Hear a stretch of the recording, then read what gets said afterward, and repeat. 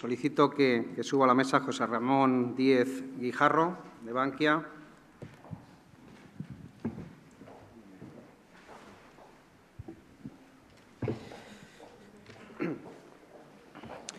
Pues bienvenido. Mientras que ajusta su programa y su presentación, les voy a comentar. José Ramón Díez es el director del Servicio de Estudios de Bankia. Cuenta con más de 20 años de experiencia en diversos campos del análisis macroeconómico, política monetaria, riesgos país, sistema financiero, y durante ese tiempo ha compaginado su trabajo como analista económico y financiero con la docencia en diversas instituciones, CEU, ICADE, Business School, CUNED, etc. En la actualidad es profesor de Entorno Económico y Análisis de Países de Business School, profesor de Economía Española en CUNED y profesor colaborador honorario de la Universidad Rey Juan Carlos. Es autor de artículos y libros de carácter económico y financiero, contribuye periódicamente con artículos de opinión en diversas publicaciones y periódicos como la revista Capital, Expansión, Cuadernos de Información Económica, el Boletín Económico del Instituto de Empresa o el blog de Economía de Business School. Es miembro de diferentes foros de discusión y asesoramiento económico como GACE, Grupo de Analistas de Coyuntura Económica. Tienes la palabra. Muchas gracias, alcalde. Gracias al Ayuntamiento de Manzanares, a la Cámara de Comercio de Ciudad Real por su amable invitación para asistir a estas jornadas. Y bueno, yo lo que voy a intentar hacer en la próxima media hora, 45 minutos, es analizar de la forma más objetiva posible en qué momento se encuentra la economía española e intentar también anticipar las previsiones que desde el Servicio de Estudios de Bankia tenemos para los 2 próximos años. La verdad es que es un buen momento, ¿no?, esta semana para hablar de estos temas. Hoy por la mañana Financial Times nos madrugábamos con una portada favorable para la economía española de Financial Times, que se une a otra que escribieron antes de ayer con todo el tema de la inversión de Bill Gates. Y bueno, pues eso es muy positivo, ¿no?, porque empieza a detectarse un cambio en la opinión, en la confianza, no solo de inversores nacionales, sino también internacionales sobre la economía española. Bueno, y por ahí voy a empezar. Como ven en la diapositiva, hace solo un año, pues el futuro parecía, no sé si desolador, pero por lo menos bastante negro, ¿no? Nos utilizaban tanto la prensa nacional como la prensa internacional, bueno, pues como pim pam pum, reflejo de todos los problemas de la zona euro, ¿no? Noticias de que España no iba a necesitar un rescate, noticias de que el modelo económico español pues no tenía solución, etcétera. Y bueno, pues pasado un año, la opinión es muy diferente. Como he dicho, nos desayunamos esta mañana con opiniones favorables en Financial Times.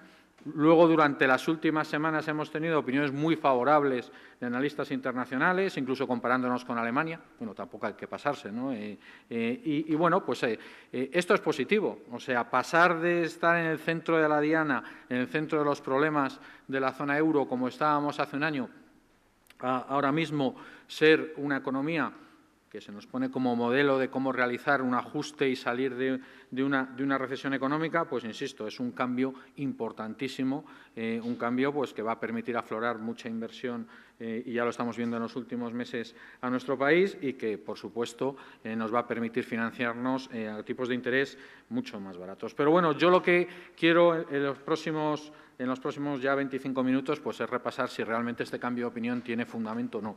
Y ya adelanto que, bajo nuestro punto de vista, claro que tiene fundamento.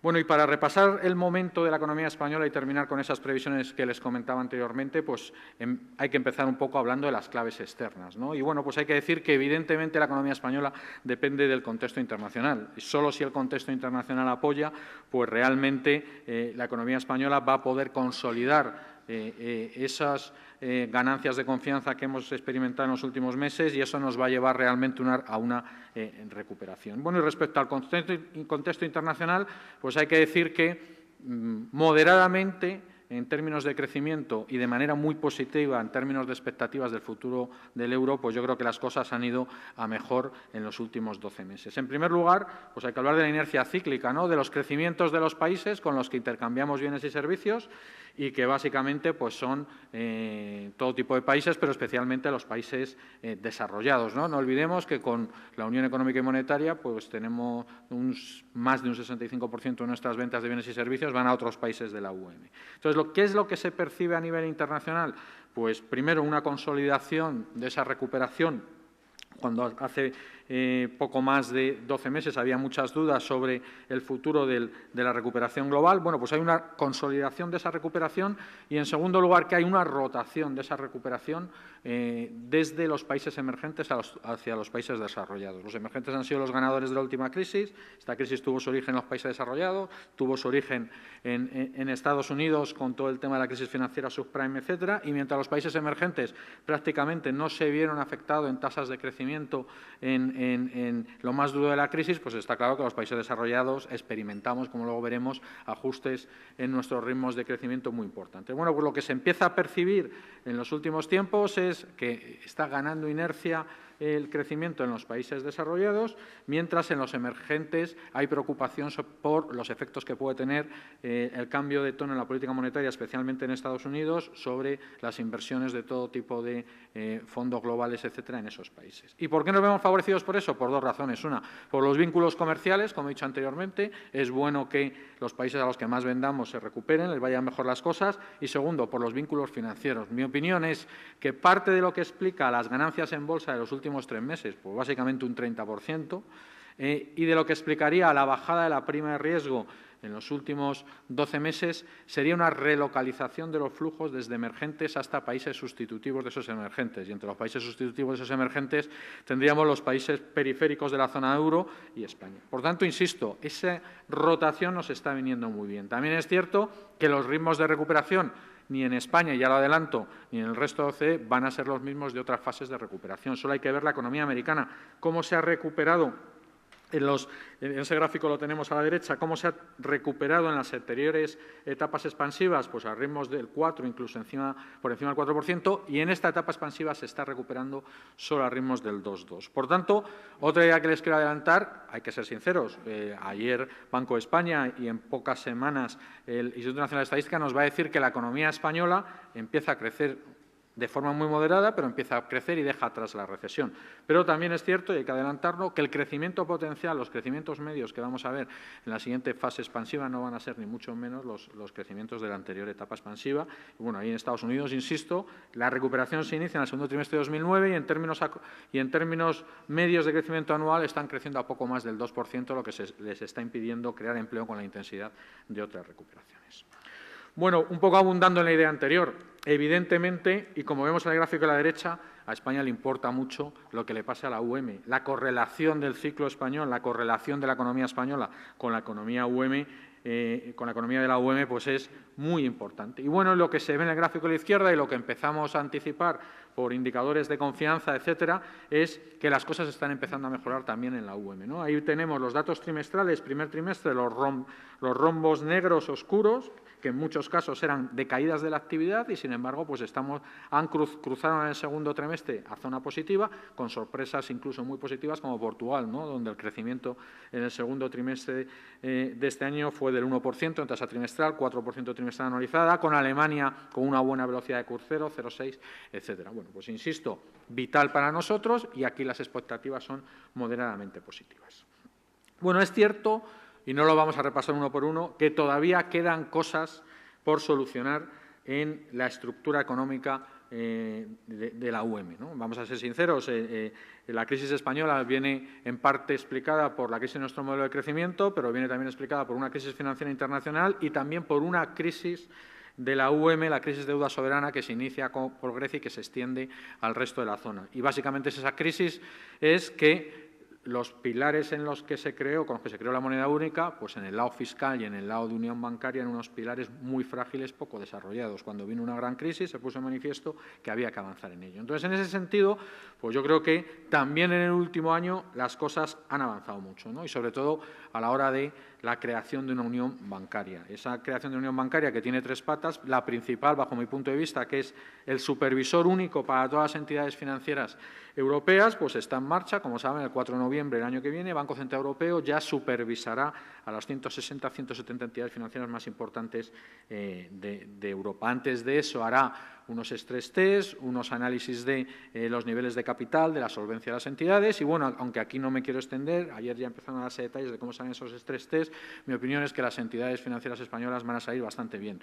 No por nada, sino porque el mismo ejercicio lo realizaron en junio del año pasado, en junio de 2013, además con la misma consultora que lo va a realizar en Europa con Oliver Wyman. Es decir, ese ejercicio ya se realiza en España, ya se han recapitalizado las entidades, parte con dinero público, parte con dinero privado. Las entidades españolas están funcionando ya con unos niveles de solvencia que cumplirían con ese ejercicio. ¿Puede necesitarse algo más? Pues desde luego, si se necesita algo más porque el ciclo empeora, esa cantidad va a ser muy inferior al resto de países de Europa. Y bueno, luego quedan temas abiertos, como es el tema griego, que va a seguir abierto durante 2, 3, 4 años, como el tema de Portugal, que a lo mejor necesita otra línea de financiación, pero en general mi opinión es que el potencial desestabilizador de esas crisis regionales en Europa sobre los demás y especialmente sobre la economía española va a ser cada vez menor y que, por tanto, por aquí no vamos a tener muchas sorpresas negativas, al contrario de lo que pasó desde el otoño de 2009. Bueno, más cosas que hacen que el escenario internacional sea un escenario favorable para la economía española. Bueno, evidentemente la actuación de los bancos centrales. Para mí los bancos centrales pues, ha sido la clave de que la última recesión global y también de la economía española no se convirtiese en una depresión. Para eso han hecho un trabajo en 2 etapas. 1, bajar los tipos de interés hasta mínimos históricos y 2, inyectar toda la liquidez necesaria en los mercados para que ese mecanismo de financiación no terminase de colapsarse. Ahora, ¿cuál es la duda? ¿Cómo van a salir los bancos centrales de la situación actual con tipos de interés en mínimos históricos y con esa liquidez tan abundante, especialmente en el caso de la FED, como vemos en el gráfico de la izquierda? ¿Cuál es mi opinión hasta ahora? ¿Cuál es mi opinión de los mensajes que han lanzado hasta ahora? Que ese trabajo lo van a hacer de forma muy moderada, muy cautelosa. Y, por tanto, ¿esto qué quiere decir? Que no vamos a ver subidas importantes de los tipos de interés, al menos en los próximos 24 meses. Y eso es bueno para todos, pero especialmente para una economía endeudada como es la economía española. Por tanto, también creemos que ese es un aspecto favorable. Bueno, y otra cosa que hay que decir de los bancos centrales. Para mí, el cambio de la situación en Europa lo provocan las ya famosas palabras de Draghi en julio del año pasado, cuando le dice a los mercados el euro no se va a romper, créanme, yo tengo las herramientas suficientes para asegurar esto. Desde ese momento, eso refleja también la potencia y la capacidad que tienen los bancos centrales, la opinión del mercado cambia.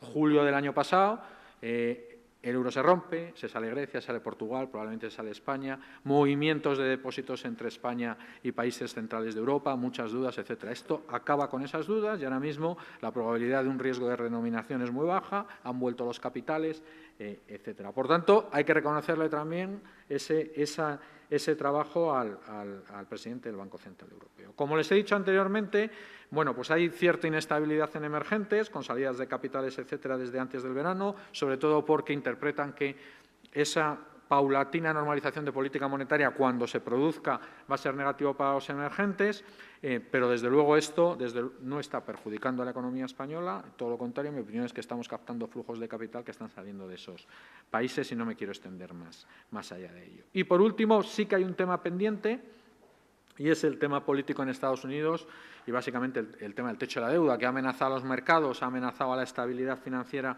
internacional en las últimas semanas y que la única decisión es pues darle una patada hacia adelante o retrasar la gestión del problema hasta enero del año que viene. Nosotros seguimos pensando que, evidentemente, pues antes o después se tiene que llegar a un acuerdo, ¿no? Porque Estados Unidos no va a impagar, no va a entrar en default, eso podría tener unas consecuencias desconocidas sobre los mercados financieros de todo el mundo. Pero pensamos, insisto, que este factor de riesgo también se va a ir suavizando. Y, por último, en el contexto externo, también hemos hecho alguna valoración de la probabilidad de un shock energético. Para mí, ¿cuál sería el factor que podría complicar más la situación de la economía española? Pues, evidentemente, en países dependientes del petróleo, una subida del precio pues, de 110 a 150, es decir, una subida del precio del crudo del 40%, que, como ven ahí, pues, en el caso de la economía española, provocaría que el año que viene, en medio de un crecimiento estimado, en nuestro caso y en la de mayoría de analistas privados, del 0,8, pasásemos a crecimientos de actividad del 0,4. También a esto le damos una probabilidad ahora mismo baja. Parece que bueno, pues la probabilidad de intervención directa en Siria y estas cosas pues se ha reducido y, por lo tanto, también vemos por ahí una probabilidad baja. De manera que, bueno, pues el contexto externo ha sido en los últimos 12 meses moderadamente favorable y pensamos que lo va a continuar siendo en los próximos 15-24 meses. Pero vayamos ya a las claves internas, ¿no?, que son las importantes. Con un contexto externo moderadamente favorable, desde luego la economía española no hubiese salido del fondo o no se hubiese estabilizado sin muchas reformas y muchos esfuerzos por parte de todos los agentes, ¿no? Y es importante el que repasar esto y repasar que desde la década de los 80 cada recuperación de la economía española ha tenido un factor que la ha impulsado, un factor externo. Por ejemplo, en la del 80 pues fue nuestra entrada en el mercado común. En el año 86 tuvo un tremendo impulso para, evidentemente, atraer inversión directa del exterior y también para vender productos fuera. En el caso de la recuperación del año 94-95, pues se utilizaron 3 devaluaciones de la peseta.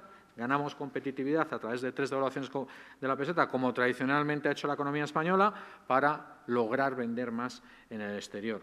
En el año 96-97, pues la entrada en el euro, la bajada de los tipos de interés, etcétera. Pero ahora, quitando en esa mini meseta que tuvimos un programa de expansión de la demanda, un programa keynesiano, el famoso Plan E, pues nos hemos encontrado con una situación muy delicada y sin tener 2 herramientas fundamentales de política económica que teníamos anteriormente, que son el tipo de interés, que es verdad que nos ha favorecido porque el Banco Central Europeo ha bajado tipos, pero sobre todo sin tener la posibilidad de recuperar competitividad perdida a través del tipo de cambio. De manera que lo que ha hecho la economía española es afrontar el primer gran reto, y ahora vamos a ver cómo lo ha hecho, que es una recuperación de la competitividad sin tipo de cambio. ¿Cómo lo ha hecho? Pues evidentemente utilizando una devaluación interna. Si no tienes la posibilidad de ajustar tu tipo de cambio, pues tienes que utilizar un ajuste de tu productividad y del coste de tus factores para lograr ser más competitivo.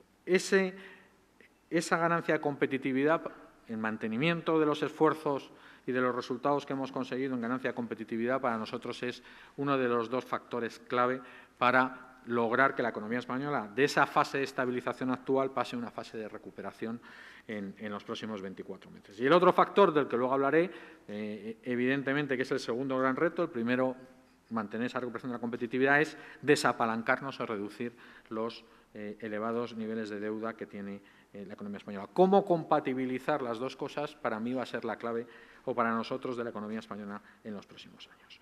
Bueno, respecto a lo primero, lo que para mí une esos 2 conceptos de competitividad y desapalancamiento es el saldo de balanza por cuenta corriente. El saldo de balanza por cuenta corriente, que por un lado lo que me mide es la suma de todas las balanzas que reflejan lo que intercambiamos con el exterior, y ahí lo ven, además de alguna balanza más, como balanza de renta y de transferencias, y ahí ven lo que ha hecho la balanza por cuenta corriente desde los mayores déficits 2007-2008, cuando teníamos déficit de balanza por cuenta corriente equivalentes al 10% del PIB, como ahora ya tendríamos superávit de balanza por cuenta corriente. ¿A qué se debe esto? Pues, en primer lugar, evidentemente, a una ganancia de competitividad que luego comentaremos. Y, en segundo lugar, la balanza por cuenta corriente se puede analizar desde otro punto de vista macroeconómico, que es la diferencia entre el ahorro y la inversión dentro de un país. Entonces, cuando España tenía un déficit de balanza por cuenta corriente equivalente al 10% del PIB, eso aritméticamente era el saldo de restar una inversión equivalente al 30% del PIB menos un ahorro interno del 20% del PIB. Es decir, invertíamos como un país emergente, como los países del sudeste asiático, y ahorrábamos como un país OCDE. Eso se pudo realizar mientras captamos un montón de financiación en los mercados internacionales, mientras, hablando en plata, nos prestaban del exterior.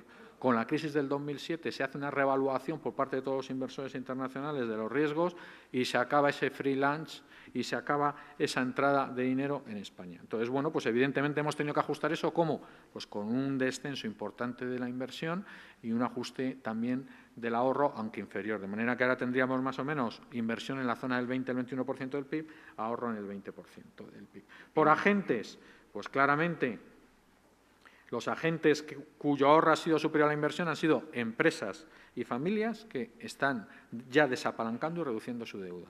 ¿Cuál es el problema? Que, por contra, el sector público, entre otras razones, por la entrada en actuación de los estabilizadores automáticos seguros de desempleo, pues es todo lo contrario. Pues está teniendo una necesidad de financiación año tras año. Bueno, ahí lo ven de otra manera, lo que les decía, ahorro menos inversión. ¿Cómo se ajusta la inversión, la crisis? Y cómo el ahorro, después de ajustarse, está empezando a aumentar, ¿no? Entonces, bueno, ahora por primera vez en muchísimos años, el ahorro de la economía española interno supera la inversión. Solo si ahorras más de lo que inviertes vas a tener capacidad para pagar tus deudas. De manera que la clave en los próximos años va a ser mantener esta tendencia, que el ahorro interno español sea superior a la inversión. De esa manera podremos ir reduciendo la deuda externa. Y, por último, también quiero resaltar otra cosa. Evidentemente, en ese 30% de inversión había mucha vivienda, pero también es verdad que había resto de construcciones, obra civil, inversión en equipo. Es decir, que en este país a veces pensamos que solo se ha invertido en vivienda. No, oiga, se ha invertido en vivienda, pero también se ha invertido en otras cosas que antes o después mejorarán la productividad de toda la economía española y de las empresas españolas. Pero para mí, si tuviese que elegir un gráfico de toda la presentación importante, elegiría este, lo que les comentaba anteriormente. Este es un índice de competitividad de la economía española frente a la OCDE. ¿Qué es lo que pasa a principios de los 90, como les he comentado anteriormente? España, a través de 3 devaluaciones de la peseta, 3 ajustes del tipo de cambio, gana mucha competitividad que la pierde completamente en la anterior etapa expansiva. Cuando se inicia la crisis, nuestra competitividad frente a la OCDE, pues en términos relativos, desde luego ha evolucionado muy negativamente y desde ese momento, sin utilizar tipo de cambio, se produce una mejora tremenda de esa competitividad. Bueno, pues esto, detrás de ello está la contribución, los sacrificios de todos los agentes y, bajo mi punto de vista, esto es la primera vez que pasa en la economía española. Nunca la economía española, en un periodo tan corto de tiempo, había logrado recuperar tanta competitividad sin utilizar, insisto, el tipo de cambio. Viéndolo de otra manera, ¿cómo lo podemos mirar? Pues analizando la evolución de los costes laborales unitarios, analizando cuánto cuesta producir cada unidad de PIB. Y ahí, como vemos, términos relativos, utilizando números índices, como vemos, la evolución de los costes laborales unitarios de España es la mejor de toda la Unión Económica y Monetaria, con diferencia. De hecho, de todos esos países, Italia, Francia, Alemania, incluso y con la excepción de Irlanda, somos el único país donde los costes laborales unitarios se han reducido de manera importante desde el año 2009. ¿Y cómo se consiguen reducir los costes laborales unitarios? ¿Cómo consiguen mejorar los costes laborales unitarios? Pues evidentemente es a través de ganancias de productividad y bajadas de la remuneración por asalariado. Bueno, pues esto es lo que se viene produciendo en la economía española en los últimos 2 años, 2 años y medio. La productividad está aumentando, es verdad que por un ajuste muy fuerte del empleo, y la remuneración por asalariado se está moderando muchísimo hasta caer, según los datos del Instituto Nacional de Estadística, en los últimos trimestres. Claro, lo anormal, si ven ese gráfico, es lo que pasaba en el año 2008-2009 y se inicia la crisis y con una productividad baja, la remuneración por asalariado todavía aumentaba a ritmos del 5 o del 6%. Esto refleja también la dificultad para ajustar los costes laborales. Esta tendencia, nos guste o no, mi opinión es que hay que mantenerla en el tiempo. No sé si con esa intensidad, con un reparto de cargas diferente, pero deberíamos seguir, ya que hemos conseguido entrar en esa tendencia de mejora de competitividad de costes laborales unitarios, deberíamos seguir avanzando por esa senda. Bueno, respecto a la deuda de la economía española, algunos datos, y no voy a entrar mucho en esto, porque les quiero contar un poco mis previsiones, ¿no? Bueno, el mensaje es el que es. La deuda total de la economía española era un 290% del PIB en el año 2009 y ahora es el 324%. No se ha reducido, no solo eso, sino que ha aumentado. ¿Qué es lo que se detecta? Pues un cambio por agentes. Mientras la deuda de empresas y familias sí que se empieza a reducir, sobre todo las empresas empiezan a desapalancarse, la deuda del Estado, pues evidentemente, insisto, porque también es normal, en un ciclo, en una recesión, teniendo en cuenta los descensos de la recaudación, los aumentos de los seguros de desempleo, etcétera, pues el Estado incurre en déficits importantes y, por tanto, su deuda aumenta. Hay gente que piensa incluso, es que si el Estado no hubiese hecho eso, la economía española hubiese entrado en depresión. Si todos los agentes se intentan desapalancar a la vez, pues una economía entra en depresión. Pero bueno, ¿esto qué significa? Pues que vamos a tener que reducir muchísimo en los próximos años eso. O sea, vamos a tener que crecer y reducir deuda. Y esto no es fácil. O sea, ¿qué va a conllevar? Lo que les decía al principio, que vamos a salir de la recesión, pero que nuestros ritmos de crecimiento potenciales van a ser moderados. Y bueno, lo que desde luego, y frente a muchas ideas que hay por ahí en el debate público, lo que yo creo que no debería repetirse es una dependencia tan fuerte del crecimiento, ¿de qué? Del crédito. O sea, ahí tenemos la correlación entre el PIB nominal de la economía española y del crédito a otros sectores residentes, a familias y empresas. Evidentemente, pues claro que se necesita crédito para crecer, pero como ven en la última parte de la anterior etapa expansiva, los niveles de aumento de crédito, la brecha que se abre entre el aumento del crédito y el PIB nominal es una brecha tremenda. Es decir, la necesidad de crédito por unidad producida pues se sitúa en niveles estratosféricos. Yo creo, insisto, que en primer lugar porque necesitamos desapalancarnos y en segundo lugar porque expansiones como la anterior en su última etapa no fueron sanas por abuso de ese crédito, lo que tenemos es conseguir crecer con menos crédito, ¿no? Porque esa es la única manera, insisto, en lograr que, como ven ahí, los porcentajes de crédito de familias y empresas, el porcentaje de PIB, los porcentajes de deuda se disminuyen. Entonces, en ese sentido, pues no podemos esperar milagros. Claro que el crédito va a empezar a dejar de caer con la intensidad que ha caído en los últimos meses. Yo creo que incluso se puede ir estabilizando, nuevas operaciones mejorará y en saldo se estabilizará el año que viene. Pero, desde luego, lo que no vamos a ver en los próximos 15 meses es otra vez repetir los modelos, insisto, de la anterior etapa expansiva, muy intensiva en crédito por unidad producida. Entonces, bueno, voy a utilizar 4 minutos un poco para repasar nuestras previsiones, ¿no? Bueno, como ven ahí, en general tenemos previsiones para todos los países desarrollados, somos moderadamente optimistas, como les he comentado anteriormente, y para la economía española lo que veríamos son ritmos de crecimiento medios el año que viene del 0,8%, que darían paso a ritmos de crecimiento medios del 1,5% en 2015. ¿Eso qué significa?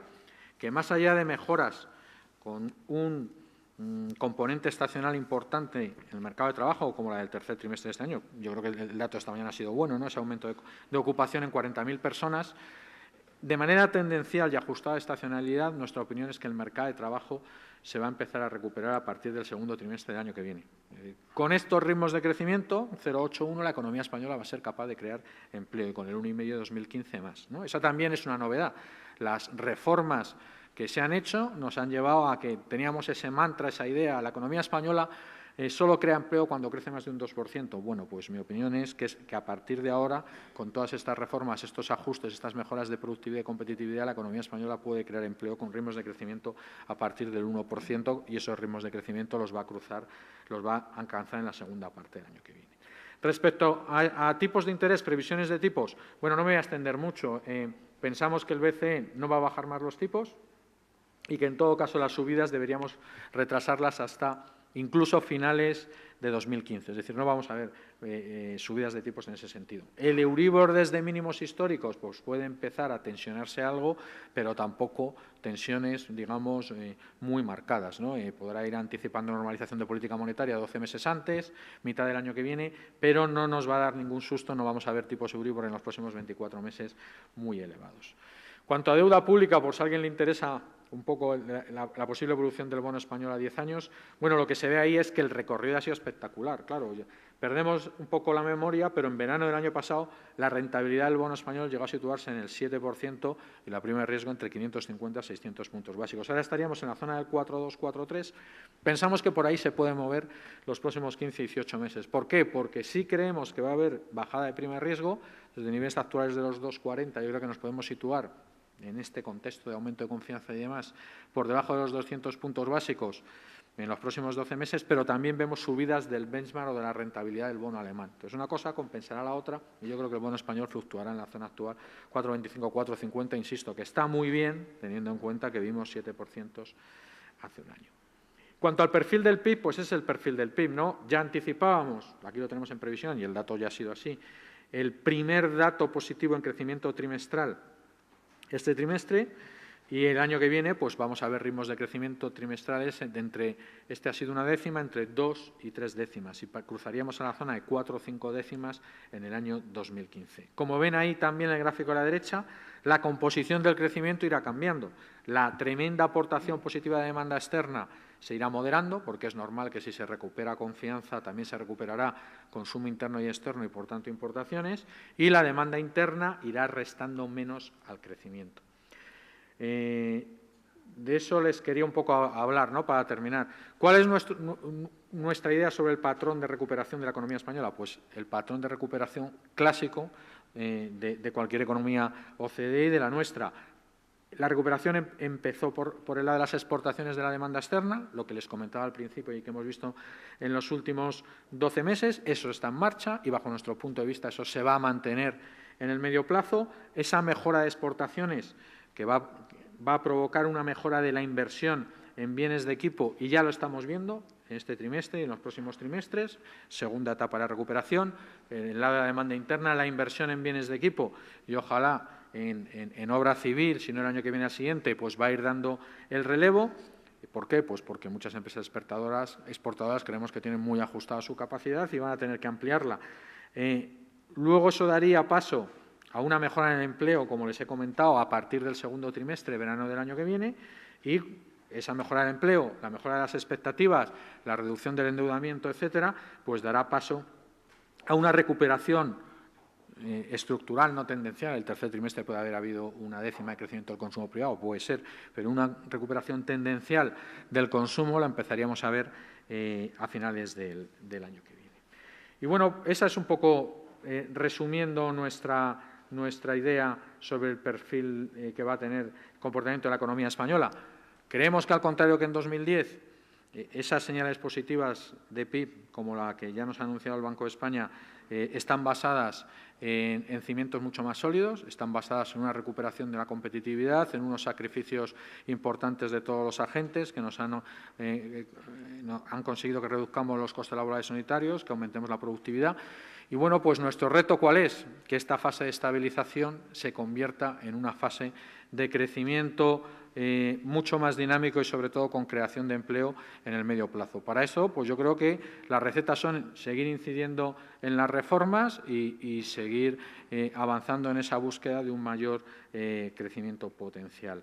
Y bueno, yo creo que me he ceñido bastante bien al tiempo y, si tienen alguna pregunta, pues encantado de contestarla. Muchas gracias a todos.